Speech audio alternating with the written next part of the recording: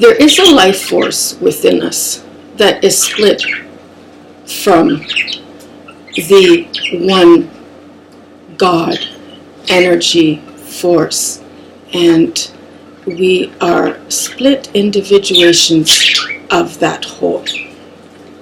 Now, the reason being of those many is when we breathe in and we breathe out, we're creating one circular and the other circular motion, and that friction creates a torque, and that torque is this light, this beam of light, and this beam of light is our prana, our chi.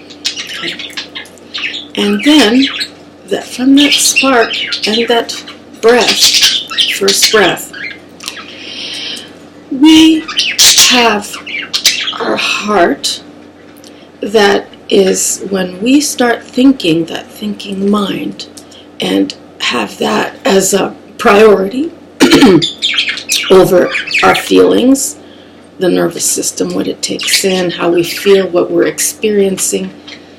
We end up with filters. We end up blocking, whether it be when it's coming in or out. It doesn't matter where it's coming from, the breath in or breath out, you see. So it's constantly like, this is the kind of torque. So from there, it doesn't really, when our heart is closed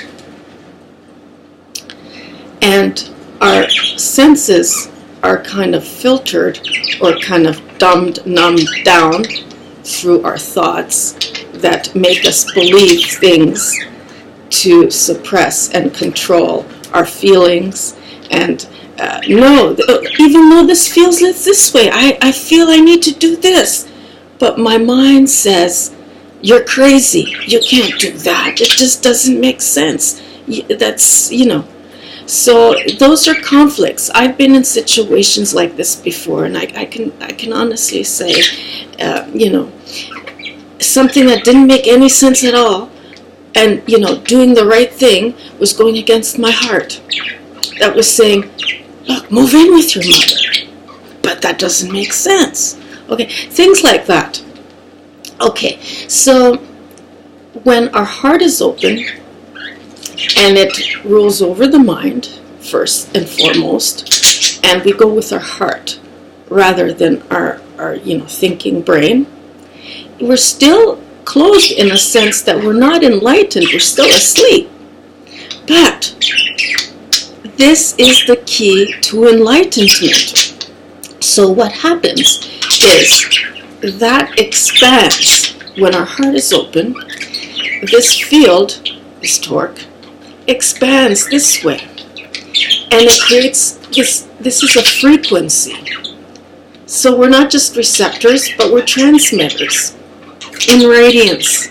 Radiation isn't all that bad unless it's man-made or artificial, which I want to get into that too, but we're going into 4 minutes, and really people want to boom, it's there, what do you got? Okay, I'm not interested, or whatever. Okay, that's another topic. There's a lot of separation and hatred and hurt. What is at the bottom of hatred? It's hurt, right? We're all hurting. Okay. So we're all reaching out, and yet we're all separating and throwing each other out. Anyway, that's not the topic. So when we're expanding, think of being in love. Wow, that doesn't make any sense at all. How can that feeling, that the way you're feeling, that openness, filter into that limited, finite brain for us to interpret through the simple 5 senses, which we do? Okay. Eventually, when we have that heart open, something else kicks in. What we have to do is get that Kundalini awakening first, and once that goes into, fires up, that's when our hormonal change starts happening, in a sense where we become more evolved, more pristine. It's a evolution in humanity, and so that is something that can be more easily obtained in today's world than it was so many years, or ages, whatever, 3,000 years, whatever you want to call it. And so it's becoming easier now because of the ascension in the earth and everything that's going on. So we must remember that when we're staying open, our frequency, it expands our soul so we can let more light in. So when we do that, we're connecting both worlds, and those both worlds become one. The more expanded, when that happens, we become enlightened, that firing up, and then the Ida and Pingala join, and it becomes one. So this is what happens. I mean, we can always descend. What is descension is when your heart closes, and when you tense up and you go into contraction.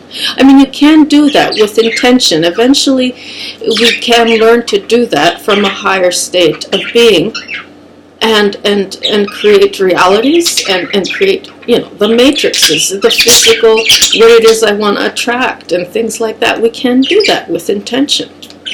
So this thing that I described here is a multi-dimensional reality.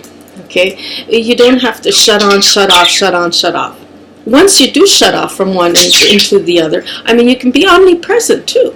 See, where you're not fixed into anything. When you decide to fix yourself into something, that's when the thought starts taking over, and your beliefs start saying, I prefer this, and I'm going with that biased opinion of the consensus, which makes it fact, and which makes it proven, and which makes it, and then all of a sudden, you're in a field.